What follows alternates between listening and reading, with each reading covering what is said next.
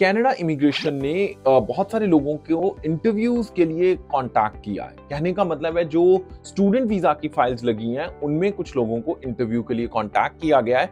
क्या ये इंटरव्यूज के जो स्केड्यूल आ रहे हैं इनमें is it a bad news? क्या कनाडा इमिग्रेशन उन लोगों के वीजाज रिजेक्ट करने वाली है? क्या है असली इंफॉर्मेशन? अगर आप अप्रोप्रिएट इंफॉर्मेशन और सही एनालिसिस देखना चाहते हो तो हमारे साथ देखिए आज की ये video. Check, check, Johnny Buns.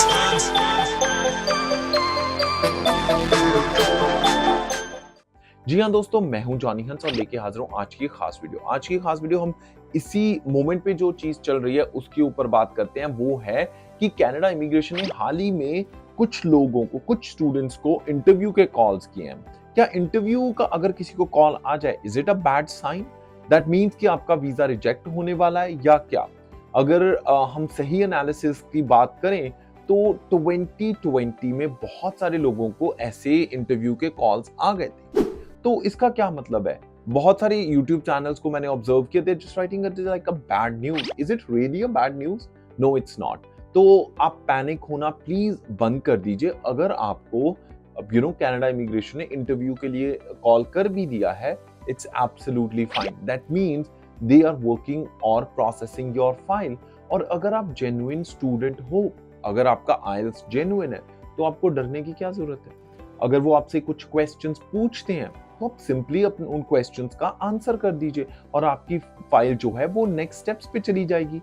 And ज्यादातर जब हम अगर आप जब अपनी फाइल प्रिपेयर करते हो, उस पे जो एसओपी होती है वो हमेशा स्टूडेंट को पता ही होनी चाहिए कि आपकी एसओपी में क्या लिखा हुआ है। आप कनाडा क्यों जाना चाहते हो? आपकी बैकग्राउंड स्टडी क्या है? क्यों जो आपने प्रोग्राम ले रखा है वो आपकी प्रीवियस एजुकेशन या प्रीवियस एक्सपीरियंस के साथ कैसे रेलिवेंट है? और अगर आप ये प्रोग्राम करके कनाडा से इंडिया वापस या अपनी होम कंट्री वापस जाते हो तो इस प्रोग्राम के क्या बेनिफिट्स होंगे? तो ये जो चीजें आपने एसओपी में लिखी होती हैं, ये आपको ज्यादातर पता ही होती है और यही क्वेश्चंस वो पूछेंगे। इससे बाहर तो आपसे क्वेश्चन पूछ ही नहीं सकते, right?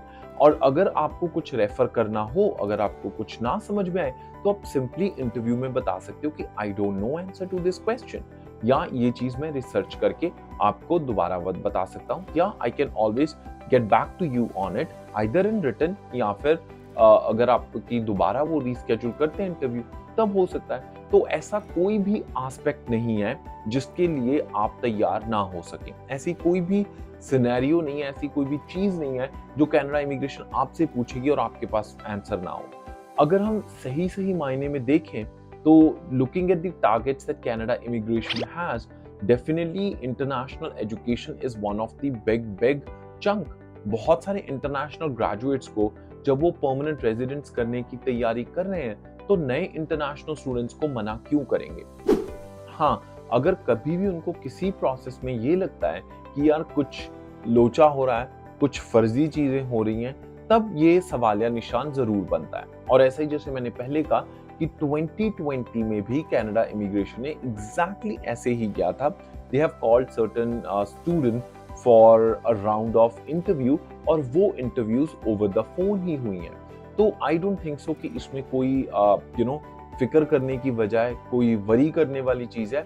This is definitely a sign कि हाँ यार, अगर आप अपने क्वेश्चंस के आंसर दे देते हो तो फटाफट से आपकी फाइल नेक्स्ट स्टेप्स में चली जाएगी, which you should be any which ways be comfortable about answering all those questions.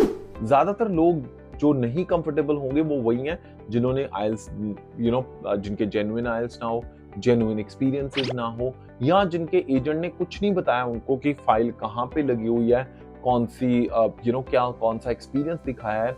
I have seen personally ऐसे केसेस जहाँ पे स्टूडेंट को पता तक नहीं है कि एक्सपीरियंस किस चीज का लगाया गया, राइट? सो ऐसे केसेस में डेफिनेटली आपको वरी करने की जरूरत है, but otherwise there is nothing to worry.